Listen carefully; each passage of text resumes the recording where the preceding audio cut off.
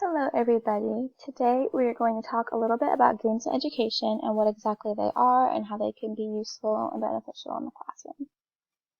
So what exactly are games in education? Games in education are exactly what it says. They are games in education. And what they are is that they're specifically designed to help students learn a content or a skill through a fun, engaging, interactive, educational way that it's typically used nowadays through online learning. And whether or not we realize it or not, they're actually games in education and game-based learning has been around for a really long time. Teachers have always used games to teach students material, but it wasn't until recently with the huge technological advance that digital games have become a more dominant teaching tool in the classroom. So here are some cool games that you guys might recognize that are educational games.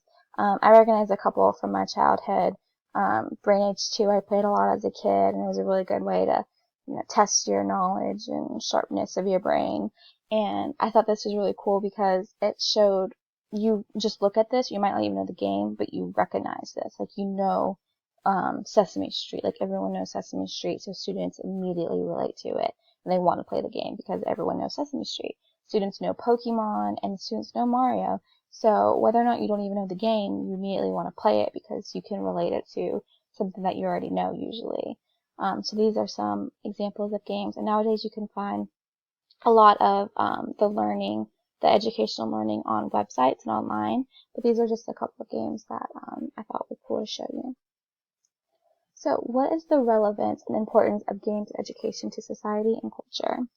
Students and all children nowadays are growing up around technology. You see babies with smartphones playing all these apps, and they literally know how to work technology as a baby. So they are constantly learning. Parents have apps that their kids play games on, learning their ABCs, numbers, their animals, all those types of games. So kids are literally learning at an early age through online gaming, and they continue to learn too as they grow older. And so with technology becoming such a wide spreading thing in society, it's important to incorporate technology into the classroom because it's going to be in society, it's going to be in culture, so it needs to be in the classroom so that students are learning about it and know how to work it as well. So what is the significance of games education within education? A lot of research has proven that students do perform better when participating in online educational games. And online educational games have a lot of benefits because they're learning a lot of important skills that they might not necessarily learn in an everyday classroom. They're learning how to critically think, about creativity, teamwork, and good sportsmanship. So that's a really important tool that teachers or that students need to know just for life and throughout their schooling career because it is really important to learn. So online games easily grab students' attention and makes them more eager to learn. Again, it's something that they want to do, it's something they're interested in, and so they're going to do it because they think it's fun and they're learning at the same time. So they look at it as something that they enjoy doing. How is games in education being addressed in education? Teachers are looking at games in education in a very positive light, just as long as it's not being used as the primary educational learning instruction. That's a very important point because you can't have kids sit in front of a computer screen or an iPad for 8 hours a day playing these games. Yes, they might learn a couple things, but that should not be where all of their information is coming from. Teachers do still need to play a role in the students' learning, but have it as an additional alternative resource. And with the recent technological advances and resources that teachers have in the classroom, they have more ways to implement online games into the classroom. It's another resource that they can use in the classroom, which is really great. So, and it's being encouraged in a lot of school systems as well because it is becoming so popular. So how does it fit into the ISTE standards for teachers and students? Well, for teachers, it fits standards 1 and 2. Standard 1, facilitate and inspire student learning and creativity. Online games promote creativity and critical thinking, so that's really important as well. And then it's also a great resource for the classroom because it inspires student learning. Again, students enjoy doing it, so it's another great resource because they're actually going to want to do it and learn from it. And then Standard 2, design and develop digital age learning experiences and assessments. Online learning is a great way to informally assess students.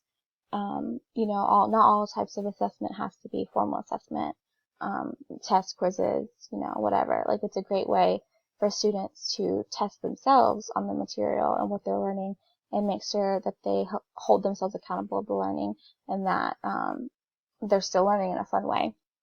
For students, Standard 3 and 6.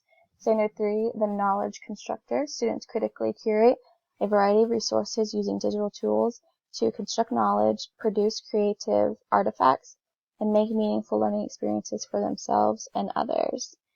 Online gaming is a great resource, and it's a type of tool, and within this tool that students have in the classroom, there are many different tools inside of it, all these different types of educational games, websites, resources, so it's a really great way for students to learn and become more knowledgeable.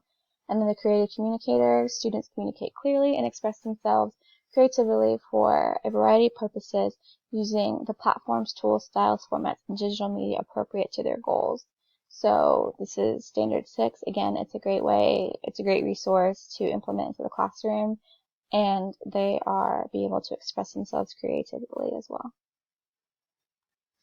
So how is the games education aligning with the changing role of the teacher? So you think of a typical everyday classroom, teachers are usually on the stage, which means they're up there teaching, showing students how to do this, to do that, always up in front of the classroom, in front of the whiteboard. But nowadays, teachers are becoming more of a guide on the side instead of a sage on the stage, because they are more on the sidelines. They aren't always up there teaching in front of the classroom. They kind of let the students take charge and be in charge of their own learning. Because with the technology in the classroom and these games that are available to them, students are much more capable of doing the learning themselves through the online resources instead of it being from the teacher. So, it's important, again, that this isn't where all of our learning is coming from, but it's really good. It's a really good alternative way to teach instead of it all being from the teacher. And all students learn differently, so it's a great way to cover all these different types of learning for students.